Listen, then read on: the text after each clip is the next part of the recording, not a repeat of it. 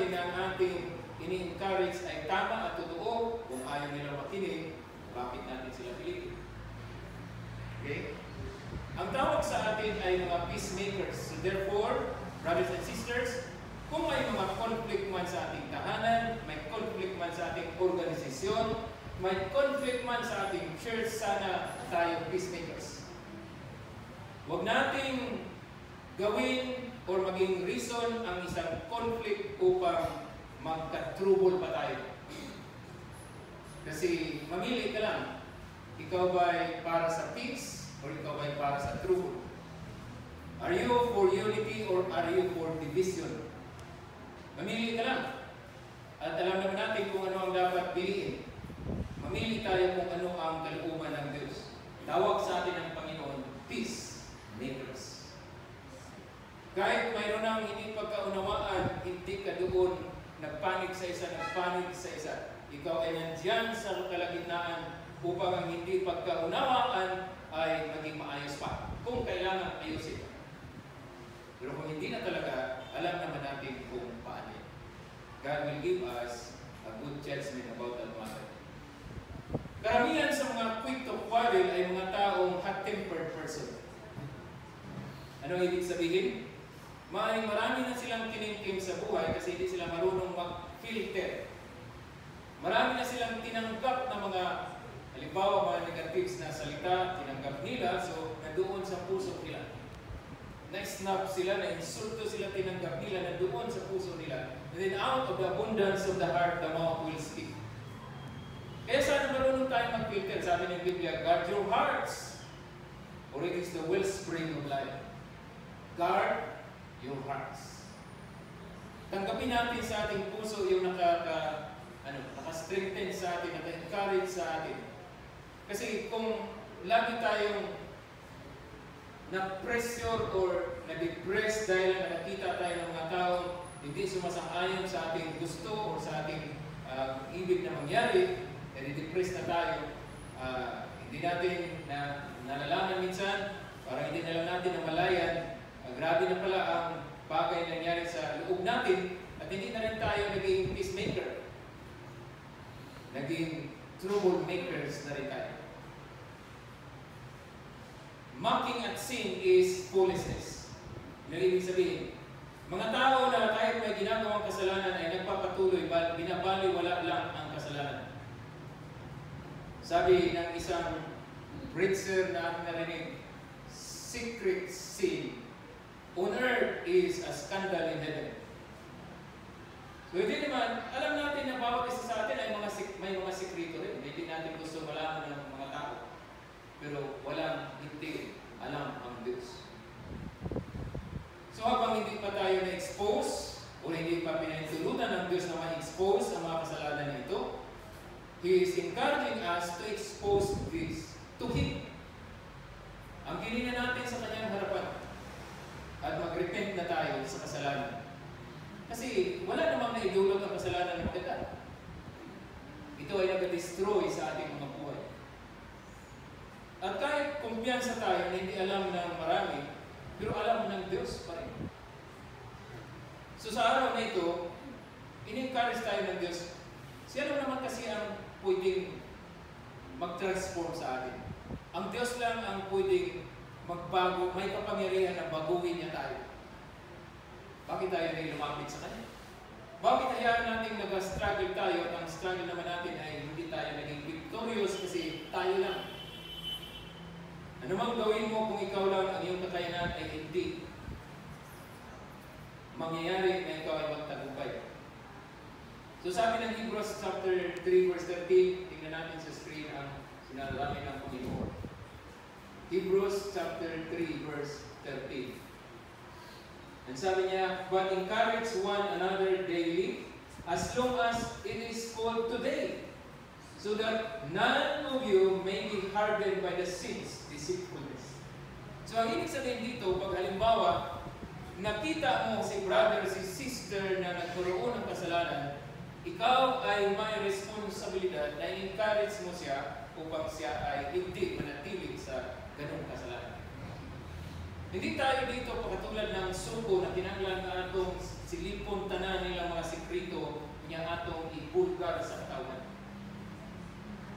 na diri kung nakita nato gituyo sa Ginoo nga imong makita aron gamiton kaniya aron tabangan si brother, si sister, unless na lang na publicly nakita na talaga ang kasalanan niya.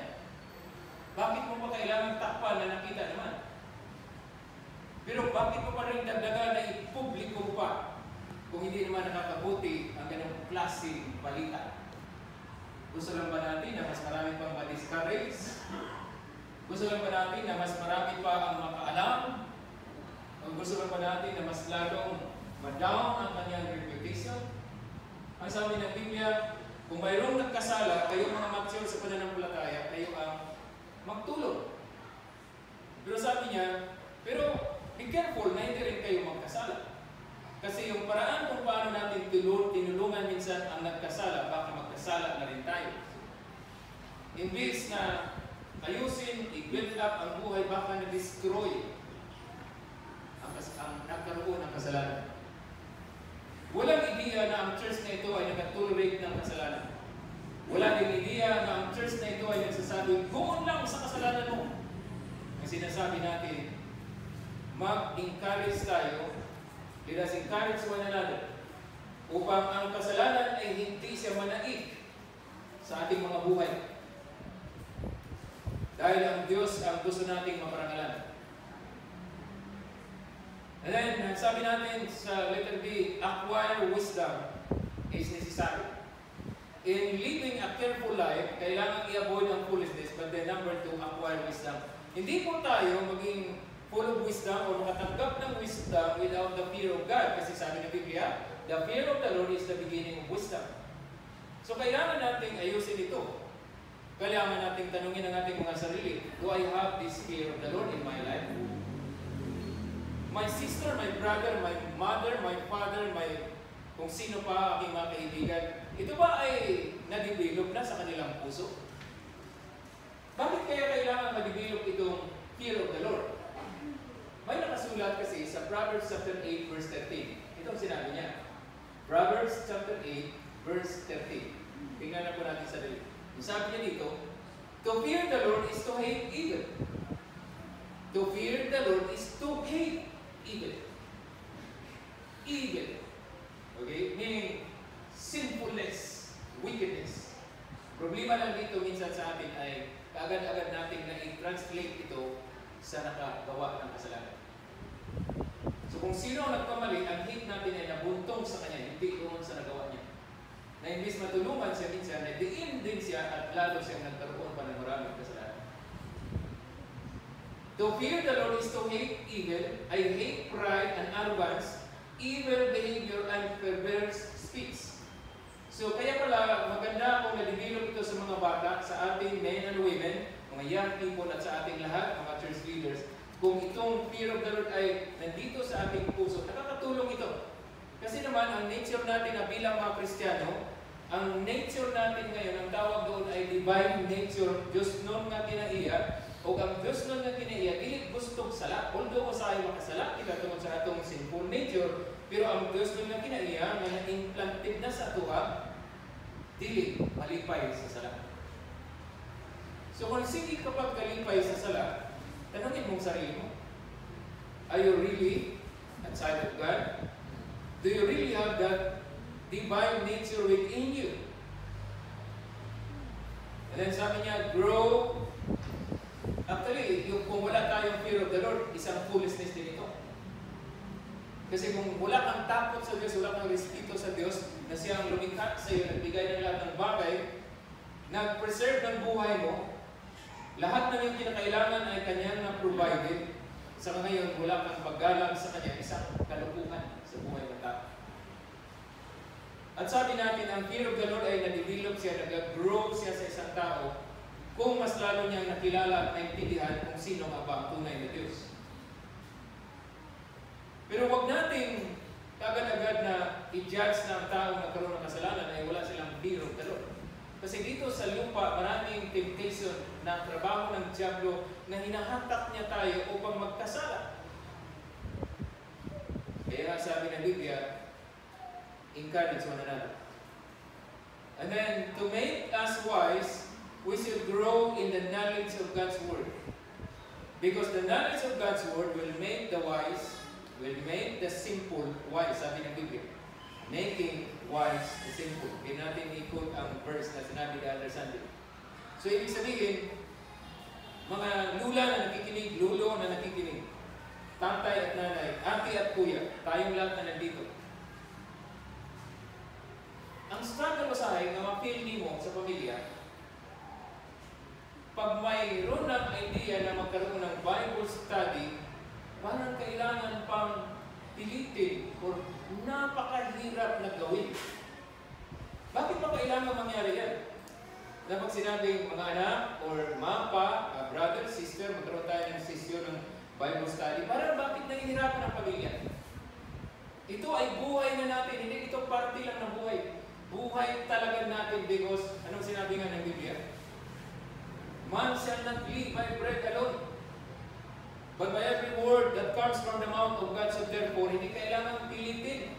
Hindi na pinipilit yung pagpunta sa church, hindi pinipilit kung saan loob ng pumunta sa church kasi buhay mo yan.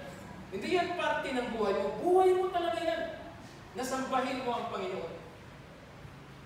Hindi yan parte ng buhay mo na ikaw ay mag-aral ang salita ng Diyos. Buhay mo yan kasi paano pag wala ang salita ng Diyos? Anong klaseng Christian ka? Grow in the knowledge of God. Hindi ka maging wise, hindi mo alam ang ginagawa mo sa buhay. Madali kang ma-deceive ng diablo kung wala kang alam sa salita ng Diyos. Hindi natin alam ang ways of God, hindi natin alam ang will of God, hindi natin alam ang plan of God, ang purpose of God without His Word. Kung hindi natin alam ang kanyang mga salita.